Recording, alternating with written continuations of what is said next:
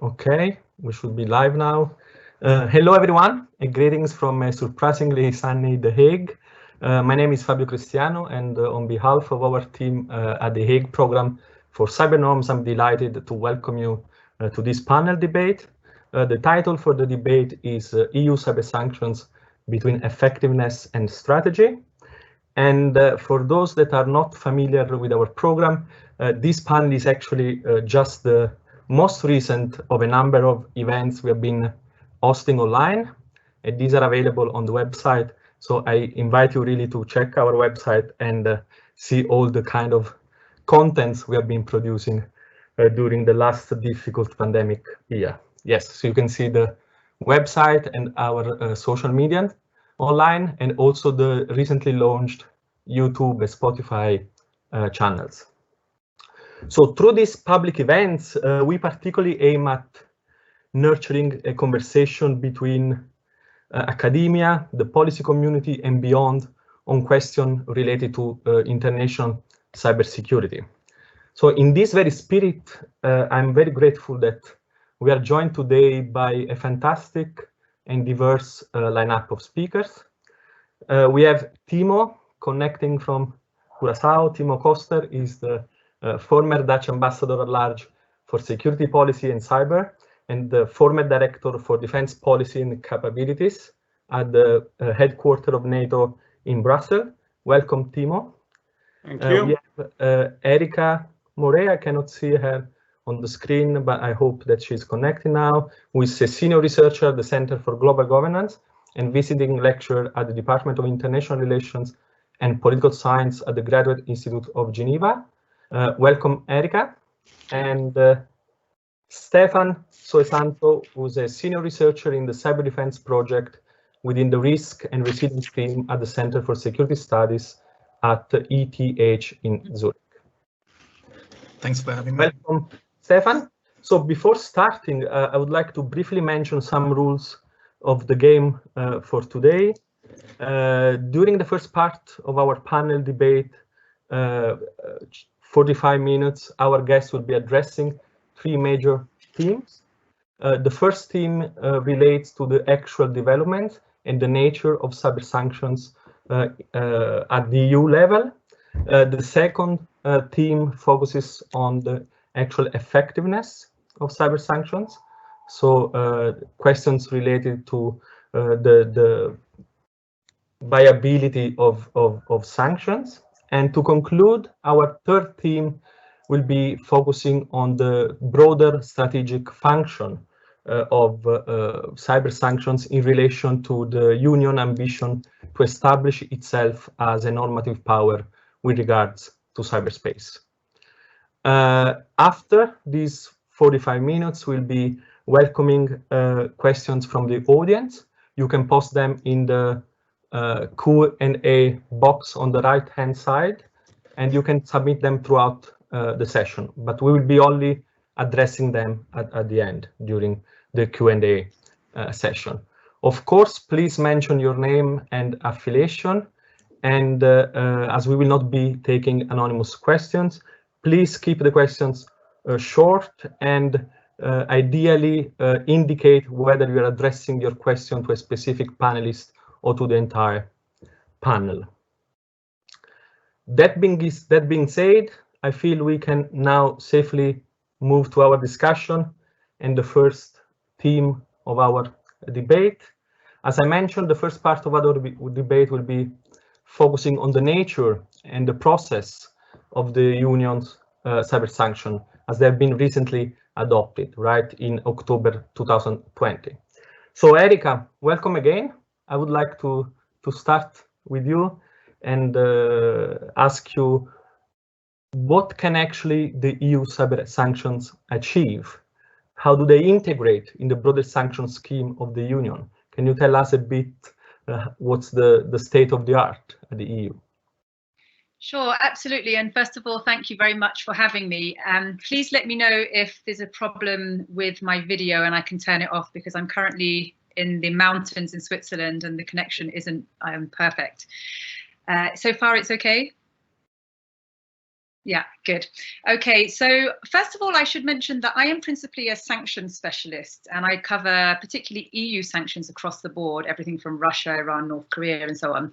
But I had the pleasure of working on cyber sanctions in the EU context with the European Union Institute for Security Studies, and we had a task force which brought together sanction specialists, international legal scholars, and also those working on cyber.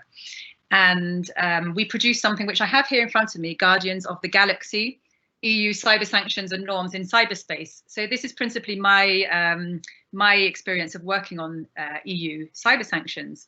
And I would say one of the key things is that that we have to take into consideration is the limitations that currently exist in the global governance spheres at the moment. Now, of course, major challenges to international security or to breaches of international laws typically require close collaboration across borders and ideally action within the UN framework.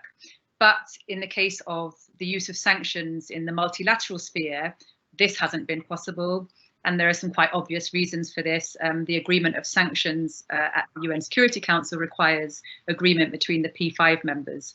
And of course, in light of the fact that some of the P5 members are particularly active cyber operators, then there are clear reasons why this hasn't been agreed. So this has left the EU, of course, with a conundrum of how to go about exerting leadership and responsible action, I guess, in this particular sphere. And so I would say this, first and foremost, the EU is protecting itself against malicious cyber attacks or acts of cyber espionage, politically, militarily, commercially. But at the same time, it is also an opportunity for the EU to get out there on the international stage and demonstrate leadership in what is going to increasingly become an important topic in the years to come. Thank you, Erika. I think actually the idea of to get out there, I think is a very interesting aspect, especially when we think about the fact that the adoption of cyber sanctions fosters the idea of the EU as a single actor, acting as one. And so I have a question for Timo, because we already know that member states have very different views on what is allowed and not allowed in cyberspace. So what is the value of this development for you? And how do you get actually so many different states to agree on this? Yeah, thank you. And first of all, thanks a lot for having me as well. It's great to be back in this circle of cyber gypsies, as we used to be called when travel was still possible, but that's quite a while ago. I think the sanctions tool, the sanctions instrument, is a very important addition to the wider toolbox that the EU has at its disposal. But you have to realize that it's only one relatively small tool, one building block in a much larger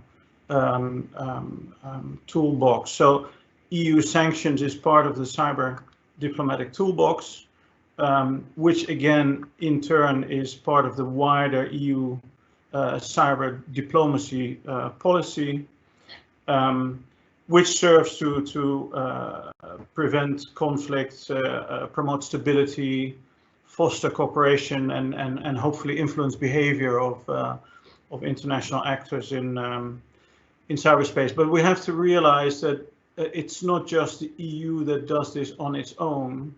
It's the EU that does it in concert with the different tools that the individual member states have, that non-EU players have, like other like-minded countries, and even other international organizations like the like the UN and the OSCE. So it's in order for this to be effective, it needs to be a much bigger construct, and we're trying to set that up. Erika has already mentioned that not so much in terms of norm setting, but in terms of norm enforcement, the UN has its limitations. So I think the EU has an important role to play. How difficult it is to get to agreement between 27 member states. That's clear. I think there were a couple of important events over the past 2-3 years that helped us concentrate the minds. For example, the Russian attack on the OPCW in The Hague, which was a very visible event and which really, I think, accelerated decision making within the EU. But it's been, so to conclude, the instrument is one thing, then to apply it was difficult.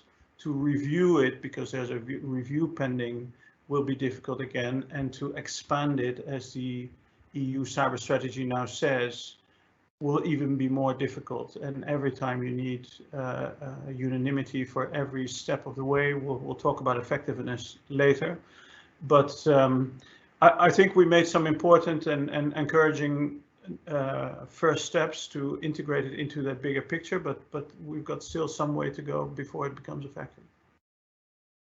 Thank you, Timo. And perhaps you can add something with regards to the Dutch experience, because there has been a lot of kind of different responses, right, between the different states, and the Dutch has been a very enthusiastic response, sort of, to this. Yeah. So can you tell us a bit more about that? Yeah, so Erica might agree or disagree, but we like to claim the EU diplomatic toolbox and certainly the sanctions regime as a very successful Dutch initiative, which we undertook when I was still working for the Dutch government. Having said that, it just happened that we had the presidency and that we could promote this. Probably other member states were just as important. I think in terms of national tools, we developed, just before we brought this to the EU level, we had developed a national response framework that we guided through our cabinets, and that helped us structure our thoughts and structure our actions, and we were able to sort of present that at the EU level, and that was to a large extent copied and taken over at the EU level. But there were a number of other member states like the UK, like Estonia, etc., that were at least as important in terms of support for this initiative. Thank you for the also for the modesty. And before we move towards the question of effectiveness, I have a question for Stefan. And as Timo was mentioning, of course, cyber sanctions are just one of the instruments in the broader cyber diplomatic toolbox. So what is your perspective in terms of the role played by cyber sanctions as an instrument of the cyber diplomacy toolbox? Well, to be honest, the EU cyber diplomacy toolbox has a lot of instruments, but most of them are either long-term or their short-term effectiveness does not exist. So the hardest instrument that's in there, the hammer, those are the EU cyber sanctions. And when the hammer doesn't function in a toolbox with, well, pretty much only nails, then we really have to question what is that toolbox actually about. So I'm highly critical about most of the tools in the toolbox, but particularly about cyber sanctions. I don't see the effectiveness, and it's a mess, let's put it this way. But I think I'm pretty much on the line with Timo that the Dutch have pushed this because we know that during the Dutch presidency, they published a non-paper, and one paragraph essentially said, well, we should look at cyber sanctions, and that's how the Political and Security Committee in the Council essentially started their job. What really pushed it, however, is a non-paper by the so-called Group of 8 in November 2018. So you had the UK, the Dutch, you had the 3 Baltic states, Denmark, Finland, and Romania, that were pushing very hard on cyber sanctions during the summit in Salzburg, Austria. And essentially what they said is like, look, we need the cyber sanctions regime because we've already built the regime on the proliferation and use of chemical weapons, which were used in the Skripal case. So this was kind of their motivation to say, now let's do cyber sanctions on top of that, which is really weird, because when you see the people who have been sanctioned, like Igor Koster, the head of the GRU, he was sanctioned by both regimes, by the chemical weapons regime and by the cyber sanctions regime. Essentially, the same measures applied, so it's a duplication. I don't think Igor cares that much, to be honest, but that's how cyber sanctions then work, and I really question the validity of those kind of steps. But yeah, that's my take for the moment. Okay, I see that we are already moving towards the second theme on the effectiveness of cyber sanctions.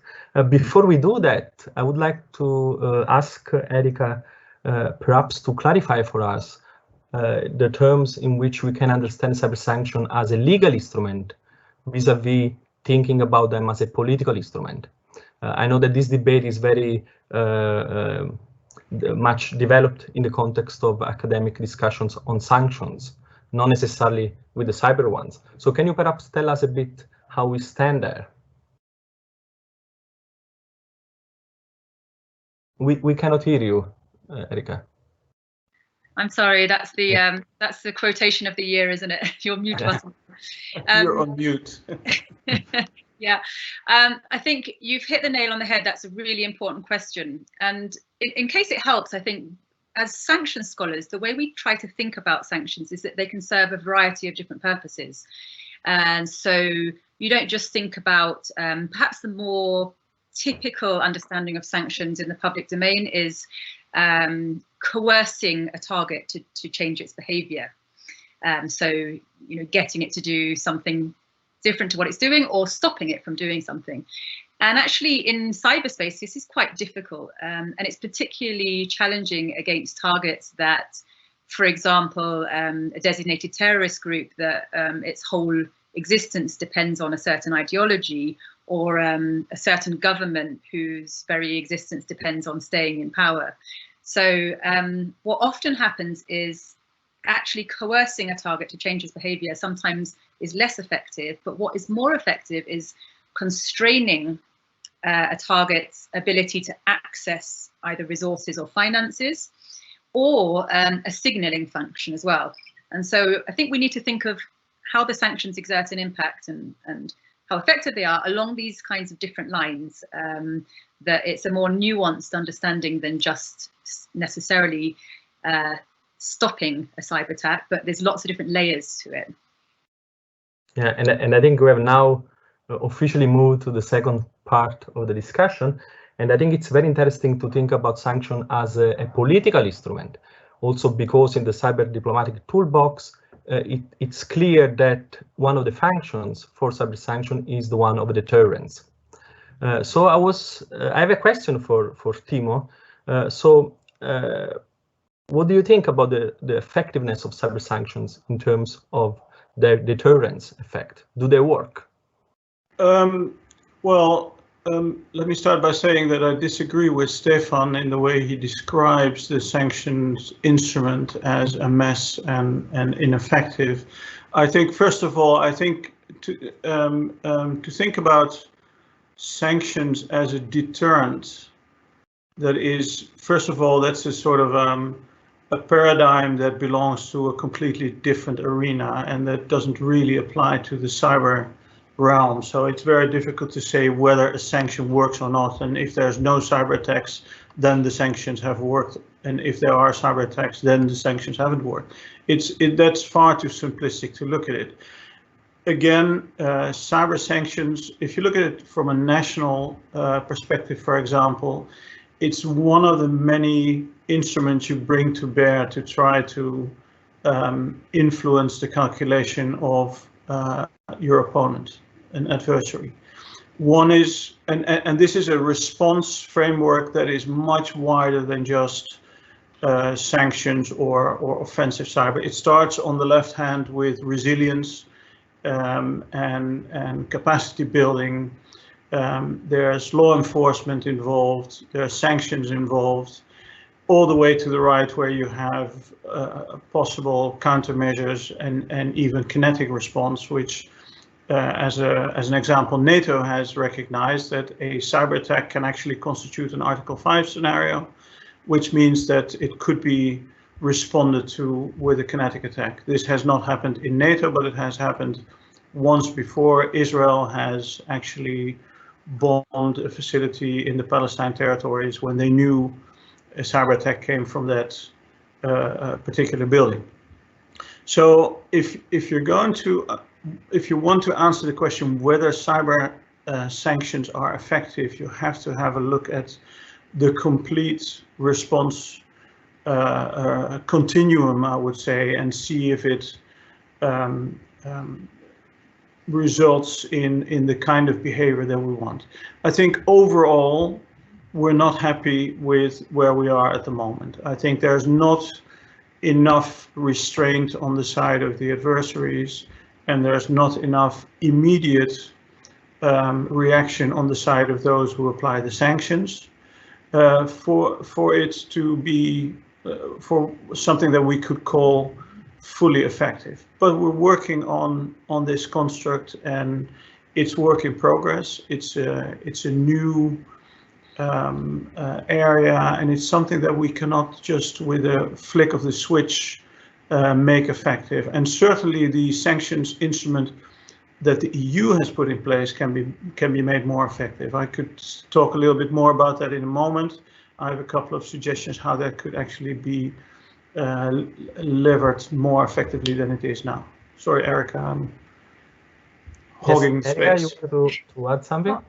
Not at all. If I may, I would like to just add, build on what Timo has just said, because it's made me think of a couple of things. So I would say that absolutely, when we think about sanctions and effectiveness, it's such a tremendously difficult question, because it's pretty difficult, if not virtually impossible, to say that sanctions had a given impact, because you can't isolate them from everything else that's going on, diplomacy, trade, covert action, military action, you know, the whole gambit.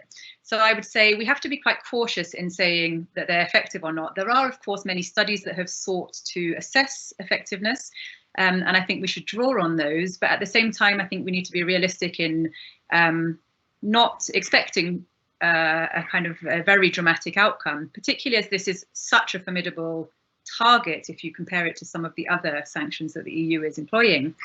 I would also say that when we look at effectiveness in the literature, what we tend to see is that kind of what Timo is saying, sanctions can only be as effective as the way in which they're combined with other policy tools. And that could be, you know, diplomacy and negotiations, it could be referrals to legal tribunals, policing and so on. So I think that's really key to keep that in mind. And I also just wanted to say, yes, the Dutch definitely seem to be the ones who, anytime I talk to anybody in the EU working on cyber, they all seem to be Dutch. So I completely agree with you on that. Or Estonian. That's true, yeah. Okay, thank you, Erica. And I can imagine that Stefan wants to add something on this. And I was wondering whether you can do by also referring to the US experience with cyber sanctions. That can be, I think, relevant for us to understand the role of cyber sanctions and their effectiveness. Sure. Well, I like listening to Timo and Erica, but they're kind of moving the goalpost all the time. It just doesn't seem that we're focused on cyber sanctions. Suddenly it comes on offensive operations, all the other stuff. Suddenly we're talking about sanctions, how sanctions work in the real space, when we exactly know how cyber sanctions work, right? It's travel restriction and asset freezes. And what we're trying to do is influence operational tactics. And it doesn't work that way. Operators don't have financial assets in the European Union, so we can't freeze their assets, like literally. And the GRU, well, I don't know if they have assets in the EU, but they probably moved it out a long time ago. Similarly, travel restrictions. I don't know how travel restrictions affect the thinking of an operator. If Dimitri Badin sits on his desk, does he think about, oh my God, now I can't visit the Colosseum in Rome? Is that his restraint? Is that how it works? Apparently, that's how the EU thinks it works. So I'm really not fond of saying we don't know how effective cyber sanctions are, because we exactly know, and the effectiveness stands close to zero. I mean, I've inquired, I've sent a freedom of information request to DG FISMA, who is the Commission's DG responsible for overseeing the member state authorities when they implement financial sanctions. And they have no clue what the member states are doing. They have not received any kind of information whether they've freezed any kinds of assets. I will ask them in 6 months again whether they have any information, but I don't think they have, because they can't freeze any assets that don't exist. In that sense, I'm really concerned that the narrative is now, oh, cyber sanctions are part of this whole of government response, and it works in that case, but that's kind of mixing everything together and saying, yeah, that's why cyber sanctions work. And I don't think they work at all. I think my major concern here is attribution, because we had, and that's, I think, was the Dutch push as well as the UK pushed very hard on collective attribution on the EU level. Which we couldn't force through. Member states were simply not fond of the idea to have collective attribution, because I think the French were pretty much against it. They wanted strategic autonomy. They didn't want to hang up with everybody else in that space. They wanted to be independent, and that's why it's collapsed. So that's why we don't have attribution when it comes to cyber sanctions. We simply have sanction listings, and it's this convoluted sense that somehow an officer from Russian military intelligence is personally being sanctioned, but we don't call out the Russian government. So we don't say it was the Russian government. We simply say, well, it was Dmitry Badin, operative at the GRU, and that's how we end it. So it seems really weird that that step could not be made. And I know the reasoning why the External Action Service hasn't done it. But that's a step we could have done better, and I think Timo would say, well, we should do it, but he will get a lot of pushback from the other EU member states. So yeah. Yeah, just one note before giving word to Timo.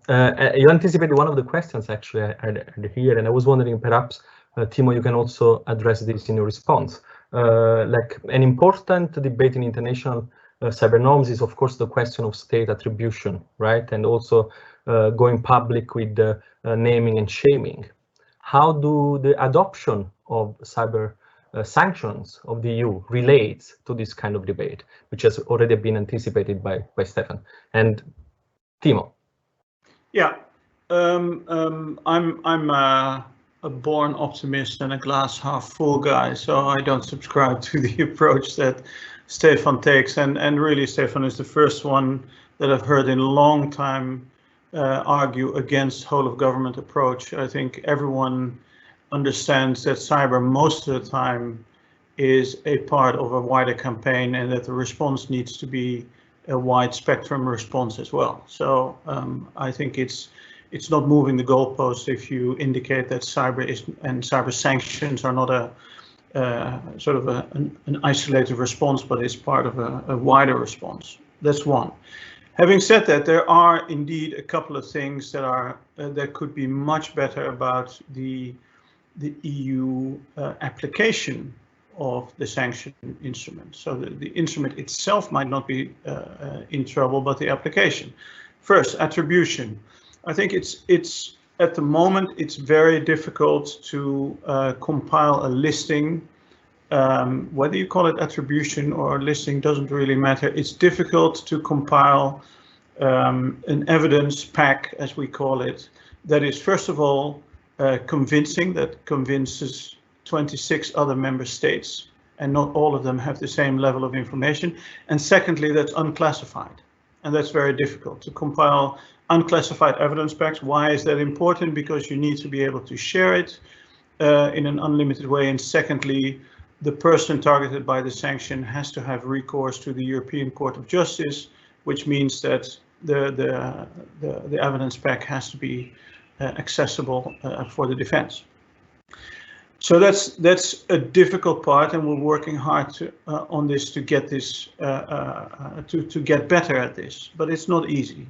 One of the things I pushed when I was still cyber ambassador for the Netherlands is that we set up cooperation with the private sector and NGOs that all hold several pieces of the puzzle, and that the attribution has to be a concerted effort between states, NGOs, private sector, etc. And then the kind of things that Stefan mentioned are correct. It would be much better if we could sanction nations rather than individuals, because not so much because the GRU guy doesn't want to travel to Rome. He does want to take his family to London, and he probably has assets hidden in London, etc. But the problem is that GRU officers to Vladimir Putin are expendable. he doesn't care whether these individuals are sanctioned because he has whole armies of other people to replace them. So it would be much better to be able to, in my personal view, and I don't represent the Dutch government anymore, it would be much better to be able to sanction governments. It would be much better to make decisions by qualified majority voting rather than by unanimity, because that does not just increase the impact, it also increases the speed, and perhaps Erika can talk to effectiveness in terms of the speed of the response. I think if you need half a year to a year to respond, that takes away from effectiveness as well. But there's a number of ways that we can get better at this, and the strategy that the Commission and the External Action Service have presented, that it talks about coherence, it talks about consistency, it talks about better cooperation with like-minded countries, with NATO, etc. So all is not lost. It's not the strongest instrument. It's not the strong instrument that we want it to be, but there's certainly potential to increase the effectiveness. And again, in concert with other tools. Thank you, Timo. Yes, Stefan? Just to raise this up front. So the concern that European member states can share classified information when it's difficult is rather a little bit confusing, because we do have instruments within the External Action Service, right, INCEND, that essentially is built for that. And similarly, the US DOJ is publishing indictments, which essentially, if you read them, there's so much information in there.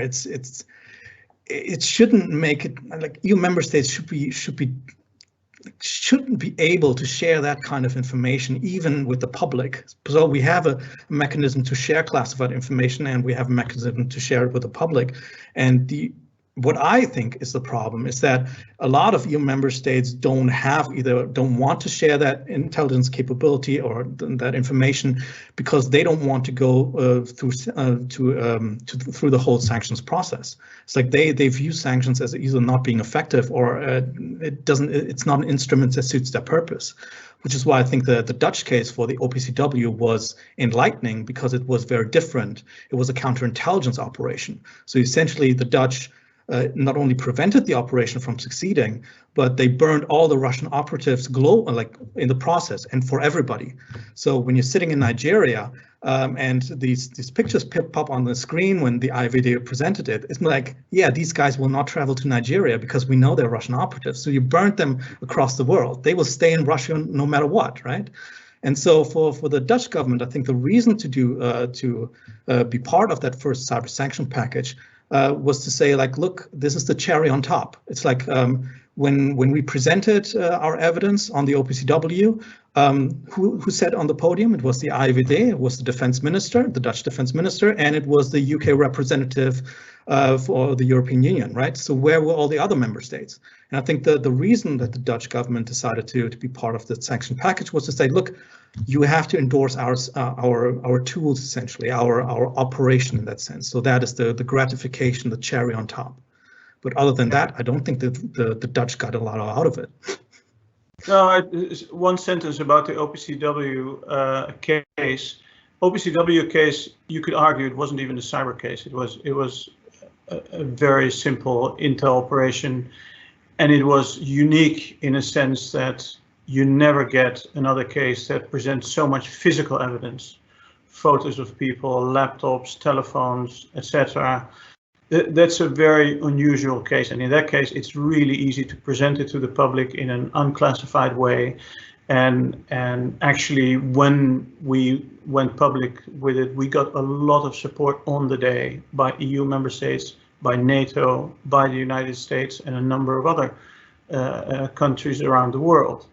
We introduced it into the first package of listings because it's such an open and shut case. So it was very easy to present, and it was very easy to convince other member states. Yet, for technical reasons, sharing intel is not just saying, well, we've got an INCEND so we can share. No, there's a lot of technical and legal complications to that. And FBI indictments are not permitted as evidence in the European Court of Justice. So you have to present and construct your own evidence packs. Sorry, Erica, I'm sure that you want to talk about this. Thank you. No, it's really fascinating hearing the debate, and I'm glad that you're raising all these really important points. Just a few ideas to build on that is, I think what we have to keep in mind with the cyber sanctions is that the main targets that the EU is thinking about represent incredibly formidable targets. What we know in sanctions effectiveness studies, the more powerful the target, the more economically strong and politically connected and so on, the more difficult they can be to sanction. And we saw that with the EU's former country-based sanctions against Russia, for example. And we're seeing that now as well with the rise in US sanctions against China, for example. So we have to keep in mind that it's a bit like starting a military action. You don't pick a fight with somebody that's going to beat you or that's more powerful than you. So I think we need to keep that in mind. So it's a very, very big challenge given the nature of the target and also the anonymity involved and so on, and attribution questions. So the next point I would make is that we should also think in terms of effectiveness that some of these successes may be unseen. It's very hard for us to know what has been prevented. So that's another point I should make. I can see Stefan smiling when I say that. But I should also remind everybody that sanctions across the board are only considered to be effective in around 10% of cases when it comes to coercing and constraining. So that's another thing to keep in mind. They're not incredibly effective in general. However, on the more symbolic side, in terms of showing the EU is doing something, or both domestically and to would-be perpetrators, it shows higher levels of effectiveness. One other quick point is that we should see this in the wider trends in the EU as well, because with the exception of counter-terrorism sanctions or restrictive measures, the EU has only generally employed country-based sanctions to date. And the cyber security sanctions are part of a group of horizontal or thematic sanctions that also include chemical weapons sanctions and those in relation to human rights abuses. And this is a really interesting trend that has come about just in the past 2 or 3 years. And there are likely different reasons for it, but part of it is probably that it's quite difficult to keep getting consensus among the EU member states to keep sanctioning Russia, for example. It makes it slightly easier as well to sanction, say, a nefarious individual in a friendly country. So this is something else that we need to think about. In theory, it could lend the EU more flexibility in how it goes about targeting its sanctions and potentially avoiding some of the more political sensitivities of sanctioning a country rather than individuals or companies within it or groups within it. Yes, thank you, Erika. And I think pointing at these symbolic and political aspects, I think it's very important to understand also the strategic function of cyber sanction, what they represent, regardless of their kind of the clear outcomes they can achieve. In these terms, I would like to go back to a question which was not really addressed about, and then we are moving now in the third and concluding theme of this debate, the strategic function of cyber sanction. Stefan, of course, it's clear that you're very critical on this development, on the adoption of cyber sanction. I was wondering if you can relate this to the question to the broader strategic question of the EU and the idea that they are actually following on the footsteps of the US. What does that mean in more broader geopolitical strategic terms? I think, well, the US has implemented cyber sanctions since April 2015, right? So they have 6 years of experience now. And what they have done is they don't talk about cyber sanctions the way the EU does. So the EU talks about it in terms of deterrence, in terms of discouraging, preventing, and responding to malicious cyber incidents. But in the US, it's much more technical. So they just put people on the sanctions list. There's not a lot of political discussion, and you probably, as a foreigner, you just get an email in your inbox, and it just says, "Well, we added several people. Just look it up on the website." And so the US are very technical. They don't make it that political. So and to me, if I look at the EU, what I see is, when it comes to cyber sanctions, it's either false advertisement, what cyber sanctions are actually for, or it's a deliberate disinformation campaign to kind of set everybody off. It's like, don't think about deterrence anymore. We've got that covered. Don't think about reacting to malicious incidents because the EU has you all covered. And it's kind of, it undermines a lot of academic research because a lot of people just point to cyber sanctions and say, look, we have an instrument on the EU level, so why should we develop something like persistent engagement? It just makes everything more difficult, right? But that's essentially why there is no strategic discussion on these broader issues where the US has moved with much more speed and a lot more energy to figure out new strategies, and the EU is just being pushed as a player forward that somehow solved all the issues already. And I don't think that's even remotely true. But the member states are just sitting on their hands currently, which is not conducive to what we're doing in cyberspace or should be doing. Timo? Yeah, I'm sorry to contradict Stefan again, because what he's now, let's say the US strategy is really different. This is factually incorrect. The US has been working on something they call the Cyber Deterrence Initiative over the past 3 years, and I was very much part of that, which is a concerted effort by the State Department and other parts of the US administration to get like-minded nations on board to have a multinational response framework that looks very much like the EU framework. And it's very much about deterrence, and they talk about deterrence, and it's not something that they do by email. If you read statements by the US administration, they use, for instance, terminology like impose costs on an adversary. That is much more aggressive than what we say in the EU. We normally call it a response. So it's actually the other way around than Stefan depicts it. The US is much more outspoken on this. However, what the US is also doing, because they are looking at the various instruments that are at their disposal, not just think about cyber sanctions per se, but also think about law enforcement, the FBI, for example, and always also think about what Stefan just referred to as persistent engagement, which by some people is depicted as offensive cyber, but it's not. It's let's say a preemptive presence in your adversary's network to be able to pick up activity at an earlier stage and hopefully be able to prevent it from happening or to cut it short. But again, also the United States, like Europe, is thinking full spectrum. And like in the kinetic world, military strategists always like to talk about left of boom and right of boom. In other words, what can you do before the attack happens, and what do you have to do in response after?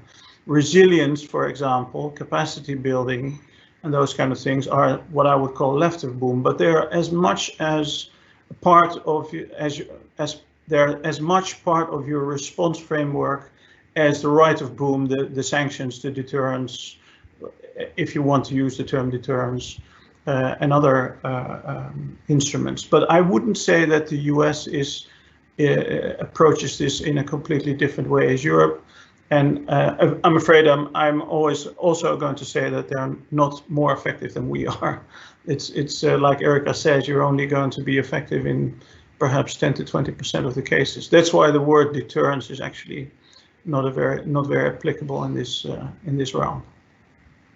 And I would like Timo to follow up with you on the issue of cyber sanction as being aggressive. I think that's a very interesting one. And regardless of whether the EU response is more or less aggressive than the one in the States, of course, it's more aggressive than it has ever been for the Union, right? So is that shift, can this shift be understood in strategic terms for the broader geopolitical kind of conflict around cyberspace? I think it can be seen as an attempt by the EU to basically substantiate their claim for strategic autonomy and trying to, let's say, make clear what CFSP is about. CFSP, from when the treaty was signed, was of course to a large extent, a paper tiger. And now we're trying to instrumentalize that with some centrally organized tools, like the Cyber Toolbox, which is important because these kind of things, attribution and even sanctions so far were exclusively sovereign decisions by individual member states. We're now trying, like in so many other areas in the Union, trying to pool this sovereignty and try to develop instruments that we can actually apply together. So I think that's an important, albeit let's say imperfect, but it's an important step forward in terms of trying to further define the security and defense identity of the European Union. Okay, thank you, Timo. And to conclude our discussion, I would like to go back to Erika to conclude on a more of an optimistic note. There is a lot of work being done on sanctions, academic work done on sanctions, not necessarily related to cyber. What are the main kind of developments in those academic debates that can be relevant for cyber sanctions, and what we should look at for making them more effective? No audio. We cannot hear you. Not again, I'm so sorry. No, I'm glad you've come to me for the optimistic take. That made me laugh. So I guess if we look at other sanctions regimes that are in place, and including over time, and if we draw on those imposed by other actors as well, because I think a really important point here is, as Timo and Stefan were both saying, the fact that the US has its own cyber sanctions in place is a really important point. And what we're seeing increasingly in the world today is a very steep rise in autonomous or unilateral sanctions outside of the UN framework. And although this sounds like it's a lot of countries working on their own, it's actually the collaboration between the US, the EU. There are a whole load of European countries that tend to align with the EU sanctions as well. Then, of course, there's the likes of Canada. There's now the UK having departed from the EU. So I think that's something we need to keep in mind as well, is the ways in which all of these different autonomous players are going to work together in the sanctions world. And when we look at it that way, you see that the EU's measures can be seen as greater than a sum of its parts, because you know, Stefan was given the example of assets being frozen within the EU, but if a whole load of other countries are doing similar things to similar targets, then that's actually a lot of assets and a lot of travel that's out of bounds across the world, and the symbolic value is all the greater as well. So that's one point I had, and I think a very big lesson from sanctions scholarship generally is that working together, whether it's in the UN or just a big coalition of other countries, is an important one. And actually a trend that we see also in defence and in foreign policy is this more informal ad hoc arrangements. And I think that's one to watch in the cybersphere as well. And I'd say just a few lessons that, that we derived from other cases over time is that the logic of sanctions that are imposed needs to be thought out and planned very carefully. Some argue that sanctions should be planned in as careful a way as military action, but also they should be communicated very strategically and carefully. And I think that's often a shortcoming of sanctions policy generally, is that people don't tend to understand them. They're not very effectively communicated to the general public as to what their objectives are and so on. Timo, did you want to intervene? No. Okay. Finish your train of thought. And then, okay. So that's one thing. And then I think what we see across the board in other sanctions is that they're often not planned very strategically in terms of how they will be lifted, what are the incentives going to be. You know, it needs to be a carrot and stick setup, and what are the carrots? And I think that's often lost in a lot of sanctions planning. And I think Timo made a really important point, which is engagement with the private sector. That isn't always a big consideration in a lot of sanctions regimes, but what we saw in the planning of financial sanctions, where the UK was a big leading force, unfortunately now having left the EU, the cooperation with the private sector was seen as absolutely vital because of the expertise and because of the need to collaborate with the latest trends and everything else. So I think this is a really important one here. And then I guess a really detailed knowledge of the target is absolutely vital. And this is such a difficult one in the cyber side. You know, it could be a state actor, it could be a teenager sitting in their bedroom, and that is where this type of sanctions regime is really quite unique and particularly challenging.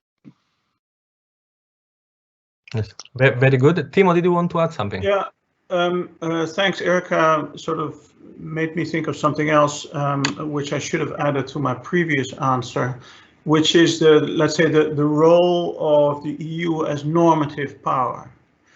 And this is something you wanted to talk about, I know, Fabio. But I think it's, on the one hand, it's good that the EU takes responsibility and formulates certain rules, norms, and standards. On the other hand, I don't think it's a healthy situation that it's only the EU that's doing it, because if you take a couple of steps back and you look at, for example, the GDPR, what you see is that we now have 3 major blocks in the world. The EU is the regulator, the US is the innovator, and the Chinese are the financiers. That's not a good thing. Each of these blocks have to take responsibility for each of the parts of this policy mix. GDPR is now, to a certain extent, being extended to the US. Some individual states, not the federal government, but some individual states like California and the state of Washington have sort of copy-pasted large parts of the GDPR. But I think we should get the US to do its own work there. And that's not easy, because take, for instance, something like privacy. We like to always talk about universal rights, but it's not that universal. Privacy in Europe is a fundamental human right. I think in the US it's at best a consumer right, and in China or large parts of Asia it's more sort of a collective concept rather than an individual concept. So EU can do so much as a normative power, and I think it's good that we take the lead, but we should also push those other entities and those other blocks to take their responsibility as well. Yes, Stefan, and then we can move towards the question and answer session. Well, I like the idea of the EU as a normative power, but then the EU has really to define what kind of norms is it actually pushing and how their norms integrate with international law. Like currently, we still don't know where the 27 member states, or where the majority of the 27 member states stand on the applicability of international law. Like, how does it actually apply? I mean, everybody can talk about, yeah, it applies, but if you don't define how, then we're pretty much nowhere still. And the same is true for norms. I mean, the EU really has to come out and say, what kind of norms do we support or are being upheld by the implementation of cyber sanctions? Like, if you read through the EU documents, it's all over the place. They talk about, like, the Bundestag hack is suddenly defined as a cyber attack with a significant effect, which constitutes an external threat to the Union or its member states. I see it as cyber espionage, but apparently the EU wants to, like, impose cyber sanctions on espionage. I don't know if that's anywhere near a norm that we really want to establish when the majority, like several of our EU member states, are doing the same in Chinese networks and Russian networks. So the double standards is obvious here. So I'm not sure whether we want that norm to be really there. The same is true for APT10, even for the attack on the OPCW. It's defined as an attempted cyber attack. And I'm sitting there, it's like, wow, what kind of norm is that? It's like, so I guess for what I want to say, if I want to cry, not Petya, fine, do it. It's very clear cut. But again, this one poor North Korean schmuck that we sanctioned, it's like, we essentially put everything on him, like the same as the United States. It's like he gets sanctions for Sony, he gets sanctions for the Bangladesh hack. It's like this poor schmuck is taking all the crap, and I don't think we're even close to actually punishing the North Koreans in any way, because most of these North Korean operators, they're sitting in different countries. They don't sit in North Korea to begin with. They run their operations crossing cybercrime, crossing nation-state ops. So they're all over the place, and there's no norm that will hold them back. And I don't think even going to the UN on this will do any damage or even hold them back in any kind of way. So I think the cyber sanctions are inherently futile for most of these cases. What I do believe, however, and that's I think the crux where I do think cyber sanctions do play a role, is that when in October 2020, the Council essentially, well, I looked at it and I thought they were preparing a third cyber sanctions package. But it turned out actually that they just amended the annex of the cyber sanctions regime by including the birth dates of two operatives of APT-10, so Gao Jiang and Zhang Xilong. So we know that Zhang Xilong was indicted in the United States, and he has a FBI most wanted poster, whatever. But Gao Jiang was the interesting case because the US didn't indict him, and his name only pops up in the intrusion truth block, right? And even in there, the birth dates are not mentioned. So somehow some European intelligence agency must have fed those birth dates to INCENT, so the amendment could be made to the cyber sanctions regime. And it would be really interesting to know who did that and whether that was a signaling effort to say, like 3 months after the first sanction package, you have this new information. Essentially, if I was sitting in Beijing, I would look at this and say, like, they have more information than the Americans apparently, and they want to signal something to us because they're going through this whole bureaucratic process in the Council to just add those dates, which are not really beneficial to anybody, apart from maybe if you look at financial sanctions to look at some profiles in terms of whether birth dates match. But other than that, it's not really helpful at all. So I think that might have been some kind of signaling process from a European intelligence agency that uses the sanctions regime to signal. That would be my guess, but hey. Sort of agreement here. Thank you all panelists for such an engaging debate. This is what we really were expecting for this panel, so we are very happy. Thank you to the audience for very interesting questions and engaging with our debate. We conclude this event here, but please stay updated about the future events and our publications through the website and different social media channels. Bye-bye. Thank you. Thank you for having me. Have a nice day.